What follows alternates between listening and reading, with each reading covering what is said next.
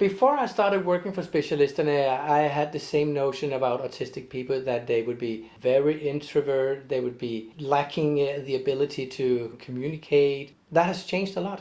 Basically, they are as different as you and I, and there are no two autistic persons that are the same. So you cannot take that as a sure measure that if you find an introvert person, this is probably an autistic person. My youngest child was diagnosed as autistic. It was a very strange situation, but I also recognized that he has so many skills that I could use in my IT job.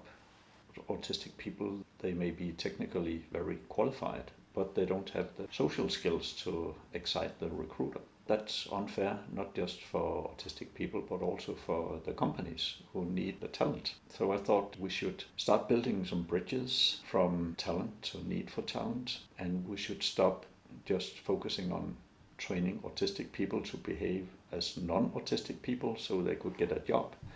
We should make the labor market welcome people who are different. We work to include people with autism into the Danish labor market. So we raise awareness of the qualities people with autism have, and we try to mature the labor market. We have 4 values: respect, accommodation, clarity, accessibility. You should expect the same, not less. You have to create these workplaces where autistic people can find their comfort zone, because that is when they excel the most. Set expectations clearly, say what you mean what you say. If they need guidance, if they have questions, if they get stuck, they should always know where to go. This is just good management. A place where autistic people thrive will be a better place to work for all. It always starts up with a conversation between us and the company, where we focus not so much at the job, but more on the task and what skills are required in order to fulfill that task. We tell each candidate to actually build a robot. That gives us a quite good impression of what type of person is it we're dealing with here. Next phase would be a training program where we start working more closely with job-related issues. The last phase we call the bridge building phase, because the assimilation in the place of work can often be an issue. We also run seminars and explain what is it like to have autistic colleagues, just to destigmatize. Everybody has their own picture of what is an autistic person like, and they're mostly wrong. And then the final decision is up to the company. Where many non-autistic people see the devil in the details. A lot of autistic people, they really thrive with the more detailed work. Very often they can see patterns. They have a bottom-up approach. They look at all the details and try to find a meaning. And very often there are jobs where the employees can be freed for tasks that they do not like because they're too detail-oriented, and do something that they're more motivated for. This is really a win-win situation.